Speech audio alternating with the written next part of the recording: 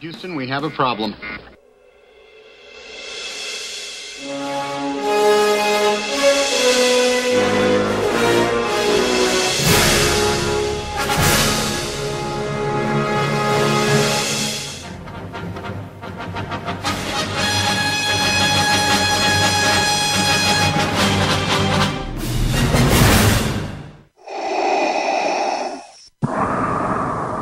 Especímenes. Vamos a tratar un tema muy interesante. Mucha gente me ha platicado de este caso de películas que han sido denominadas las grandes perdedoras del Oscar. Muchas de estas películas, a pesar de que han perdido la batalla por el Oscar, digámoslo de alguna manera, han sido películas que muchas veces han superado a la misma ganadora del Oscar o que permanecen más en la memoria y en el gusto que las ganadoras. Algunos casos. Vámonos a 1971. La ganadora en esta ocasión fue Contacto en Francia con el señor Jim Hackman. Muy buena película, muy recomendable, pero sin lugar a duda, la gran perdedora y que mucha gente todavía se queda en la memoria con esta película es Naranja Mecánica. Las dos estuvieron nominadas en 1971, se lo lleva Contacto en Francia, pero la gran perdedora en esa ocasión fue la increíble, la magistral obra satírica acerca de una sociedad futurista del señor Stanley Kubrick, que aquí aparece en el personaje principal, el señor Malcolm McDowell, que lo hizo sinceramente excepcional.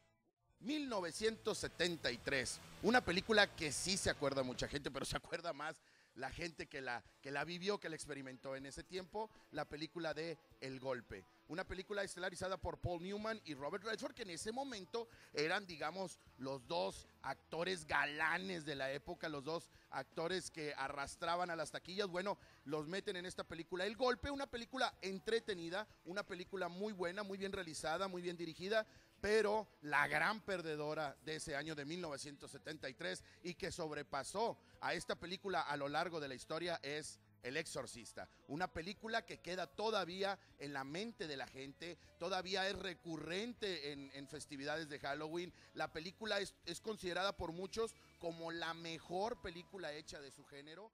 Estandartes donde le han puesto esta película, no solo en el género del terror, sino en la historia del cine. Una película que en el año del 2008 fue seleccionada por la revista Empire como una de las 500 películas más grandes de la historia del cine. Como ya les dije, considerándola también como la mejor película del género. No ha habido una como esta campeona. Desgraciadamente no se llevó el Oscar en 1973. 1977, el Oscar para la película Annie Hall, una película del señor Woody Allen, donde él actúa también junto con una hermosísima Diane Keaton. Esta película de Annie Hall está en la lista de las 31 mejores 100 películas de la historia del cine y está en el puesto número 4 de las mejores comedias de la historia del cine. Yo los reto, ¿alguien se acuerda de esta película? ¿Alguien ha visto esta película? A pesar de los antecedentes que tiene de ser una de las mejores películas de la historia del cine y de ser la número 4 en la historia de las más cómicas de la historia del cine. Bueno, esta película le arrebata el Oscar a una película que no sé si ustedes la conozcan, pero se llamó en su momento, o se llama todavía, Star Wars, la Guerra de las Galaxias. Fue la gran perdedora de 1977 contra Annie Hall, una película donde ya sabemos que aparecen Harrison Ford, Carrie Fisher, el sensacional Peter Cushing, que en la década de los 50s y 60s era una persona que interpretaba mucho el personaje de Van Helsing, un cazavampiros. Sir Alec Guinness como el señor Ben Obi-Wan Kenobi. 1981, caray, aquí hay una película que no sé si muchos la han visto, la música sí es muy recordada por el señor Vangelis, pero la película que ganó el Oscar en 1981 se llama Carros de Fuego. Una película que nos habla de un par de jóvenes corredores que en 1924 hacen hasta lo imposible por entrar a las Olimpiadas. Dos corredores de clases sociales diferentes que los hermana en esta búsqueda por llegar a competir en las Olimpiadas. Una película que nos habla, es muy emocional, es una película que nos habla mucho del compañerismo, que nos habla de las relaciones humanas.